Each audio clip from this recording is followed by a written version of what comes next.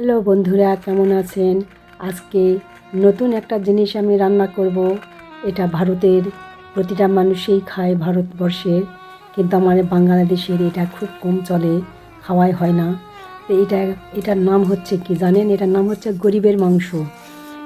এটা মাংস দিয়ে রান্না করে 2-1 পিস দিয়ে মাংস, কিন্তু এটা বলা হয় গরিবের মাংস। এই গরিবের মাংস কী দিয়ে রান্না করা হয় সেটা আমি আমার এই ভিডিওর মাধ্যমে আপনাদের দেখাবো। আপনারা ভিডিওটা না টেনে দেখতে থাকবেন। আমি এই গরিবের মাংসটার নাম হচ্ছে সয়াবিন। আমাদের বাংলাদেশে খুব কম খায়, বাঙালিরা খুব কম খায়, তবে হিন্দুরাই বেশি খায়, মুসলমানেরা খায় খুব কম, মানে যে না বললেই চলে, কিন্তু হিন্দুরা নিয়মিত খায় এটা।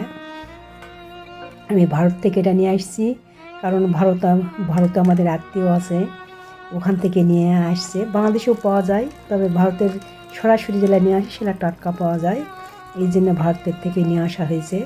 তো বন্ধুরা, এই জিনিসটার নাম হচ্ছে সয়াবিন, কিন্তু একে বলে গরিবের মাংস। খাইতে মাংসের মতন লাগে না, তবে এটার নাম হয় গরিবের মাংস। তো এটা প্রথমে আমি ঠনঠনা যে মনে যায় শক্ত নোয়ার মতন গরম ভটভরা পানি করতে হবে। পানি গরম করে ঠান্ডা করে ভালো পানি দিয়ে ধুয়ে একটা চিপে, যেন ওখানে ভিতর কোনো পানি না থাকে সেইভাবে চিপতে হবে। চিপলে একটা হলুদে একটা রং বাড়ায়, এটার রংটা কষ্ট লাগে, এটা খাওয়া যায় না। তারপরে ভাজে নিতে হয়, তেল দিয়ে ভাজে নিতে হয়, কড়াইয়ের তেল।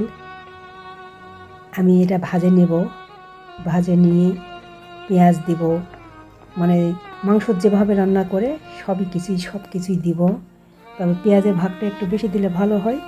আবার কেউ পেঁয়াজ খেতে, হিন্দুরা তো পেঁয়াজ খায় না, এই জন্য তেলে বেশি করে ভাজে। তে আমি আবার এই মুসলমান মানুষ, কিন্তু পেঁয়াজ না দিলে ভালো লাগে না, তাই ভাজার মাঝখানেই আমি পেঁয়াজ দিয়ে দিছি। জানি না কেমন লাগবে, আমিও খাই না, তবে আমার শ্বশুর দেশ হচ্ছে ভারত, সেখান থেকে পাঠিয়ে দিয়েছে আমার ননদেরা, যেখানে নিয়ে যায় খায়ও, খুব সুন্দর লাগবে। আমি যাইনি, ওর মেয়ে এই দেশে বিয়া দিয়েছে, ওর মেয়ে নিয়ে আসে দিয়েছে আমাকে। তো আমি কোনোদিন খাইনি, তো রান্না করতেছি, জানি না কেমন লাগবে, তবে ও বলতেছে যে খুব ভালো লাগে, এগুলা খালে খান। তো এইভাবে আমি সব কিছু লবণ টবণ সব এখানেই, মানে ভাজতে ভাজতে সব দিব। এইভাবে আমাকে রান্না করতে বলেছে, আমি এইভাবেই রান্না করতেছি। আমি কিন্তু কোনো দিন মায়ের পেটেতে পড়ে এই তরকারিটা রান্না করিনি, তবে আজকেই প্রথম। এই যে পেঁয়াজ দিছে, এখানে পেঁয়াজটাও ভাজা হচ্ছে, ওটাও ভাজা হচ্ছে, একটু লাল লাল সাইজ হলে এখানে মাংস ঢালে দিতে হবে। তো আমার অল্প একটু মাংস ছিল, এটা হচ্ছে বকরির মাংস, হালুন বকরি, খাসি নয়, হালুন বকরি একটু মাংস রান্না করা ছিল। এই মাংসটা আমি এখানে এই কষার পরে দিয়ে দিলাম, দিয়ে এখন এখানেই কষাবো। কষায়ে একটু ভালো করে কষাতে হয়, 2-3 বার করে অল্প অল্প করে পানিতে কষাতে হয়। কাঁচা মরিচও দিছি, শুকনা মরিচও দিছি, এই যে মাংস দিয়ে দিছি, কিন্তু মাংস বেশি নয়, 2-3 পিস। কিন্তু বন্ধুরা, আমি আর একটা কাম করেছি, এখানে পোলট্রি মুরগি 2টা পিস ছিল, ওটাও দিছি। কেমন যে লাগে, আমার ছেলে বলতেছে, মা একসাথে তুমি সব কিছু দিবে নাকি? পোলট্রি দিচ্ছ, বকরির মাংস দিচ্ছ, বলছো বাবা ওটার কয়েকটা আছে, ওইটার কয়েকটা আছে, দেখি দিনে দিয়ে দেখি খাই কেমন লাগে।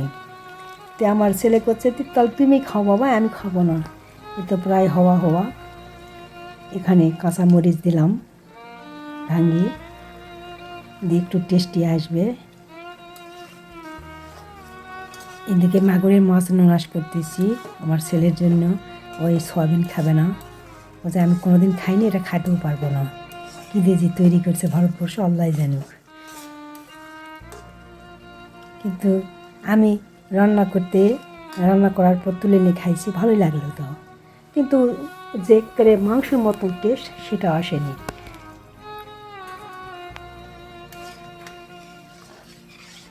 অযথার নাম দিয়েছে গরিবের মাংস, মাংসের মতো কোনো স্বাদই নয়। এমনি দেখতে ভালো লাগে, রান্না করলে কি মাংসের মতো টপটপা হয়ে থাকে, এই জন্য ভালো করেছি। এই তো হয়ে গেছে। তো বন্ধুরা ভালো থাকবেন, আবারও নতুন নতুন ভিডিও নিয়ে আপনাদের সামনে আমি হাজির হব। এটা সয়াবিন রান্না করলাম, এখন খেতে বসবো। তো ভালো থাকবেন, আল্লাহ হাফিজ।